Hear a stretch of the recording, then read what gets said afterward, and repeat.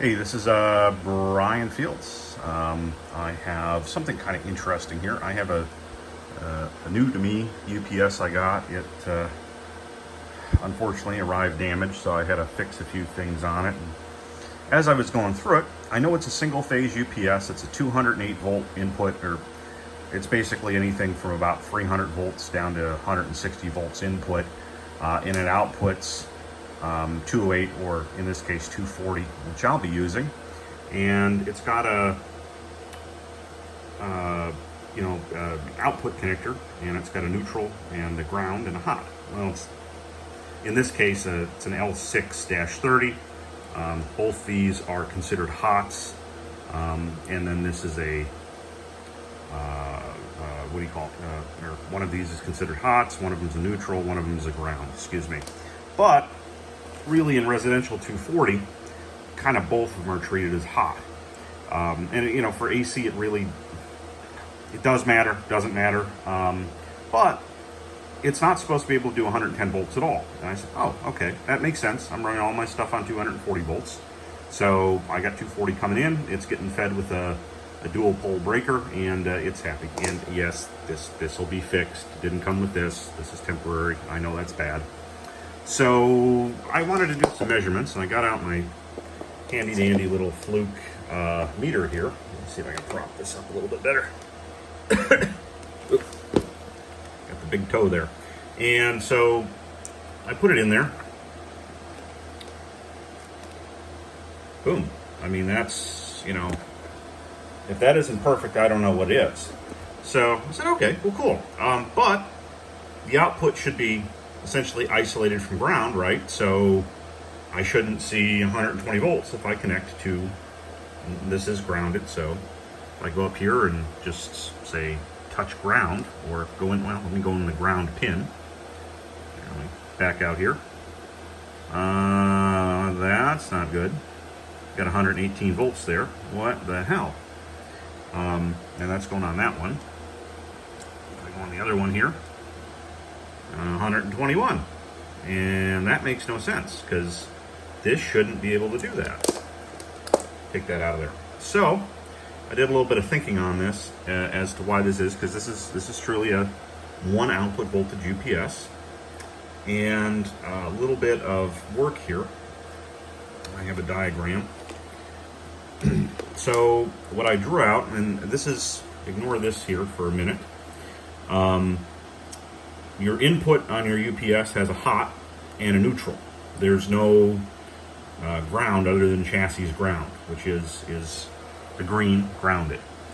So in American parlance, hot would be your black, and this would be your white, your neutral. And between those on the output, you got 240 volts. On the input, you got 240 volts as well. Well, I'm trying to figure out, why do I have this? So, here in this case, coming off the neutral here, which is not battery protected, mind you, but is common with the input, I can put a 120 volt space heater and turn it on and it'll work. I'm not going to do that because that's a really stupid idea. You shouldn't do that. So, and I could do the same thing off the hot, and boom, I got 120 volts, right? So why do I need that fancy output transformer if I want to get 120 volts from this? Well, here's actually what's going on, and this is the input to your house, your service entrance, service secondary, your transformer. You got that center tap that's actually tied to ground there. So what's happening in this case, when you have this guy here, yeah, you got neutral, you got 120 volts between that guy and ground. What if you were to bring out a secondary neutral from the power meter, where ground and neutral is bonded there? That's your main bond where neutral is. You're not supposed to use ground as a neutral conductor, but you technically could. According to NEC, you can't, but it would work for this purposes. So that's why you see 120 volts between there. So this would work. But as soon as your power goes away here, you're going to lose that, because that neutral has no then reference to ground as soon as your power is out. What actually would be a little bit worse is if you do lose power here, this could actually backfeed, so that'll isolate itself. And the neutral is actually not isolated in this power supply. So same thing if you did hot. Well, what would happen with hot? Well, this is going to be essentially disconnected here. You're going to lose your reference, and it's not going to work. So you're going to get you're going to have no ground reference. So you're not going to be able to really measure a voltage other than some loss and some impedance elsewhere. So that's what's going on. That's why, even though you're like, well, shit, this will work, right? I just got to make my ground my neutral, and no, it won't actually work. And it took me a while, as somebody that this should be very obvious to. I had to draw it out and think about it. So hopefully this is something somebody else is running into. And I will demonstrate this by plugging my supply here. Excuse me. Oop. Okay. We are, as you can see, yep, totally isolated. There's all that. Okay. So now let's take a look at what our voltage output is in reference to ground here. So I'll put the negative in the ground. Okay. Big toe again. There's that. Now let's look at, okay, well, we got 1 volt there. We got 2.3 volts. I don't have a good ground connection.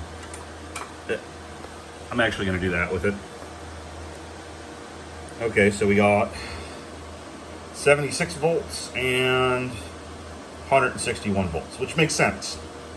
So, we're seeing wildly violent, we're not seeing anything that makes any sense, because it's truly not, neutral and ground is not tied together internally on this. But if I take both of them, I go across, let's see.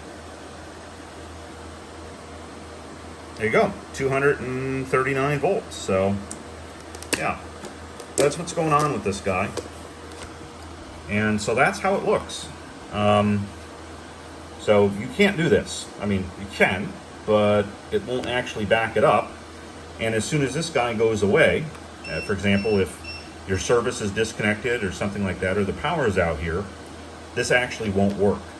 And what's really dangerous here is if you are coming off the hot side, in this case, of this device, and you can identify which is neutral, which is hot, because the neutral is bonded to the negative side of the battery as well on this setup.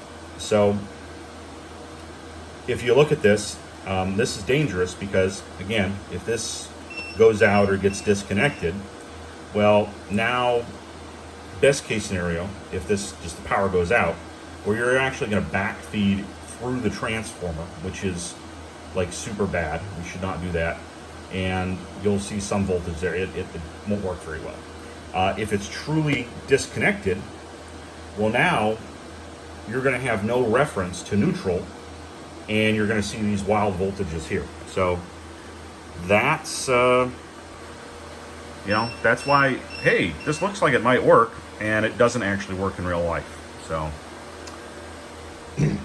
I don't know. I thought it was kind of a cool thing. It took me a minute to think about it. So hey, hopefully this is helpful to somebody. And if not, well, I just wasted 9 minutes of your life, I suppose. Hey, have a good one. This is Brian Fields.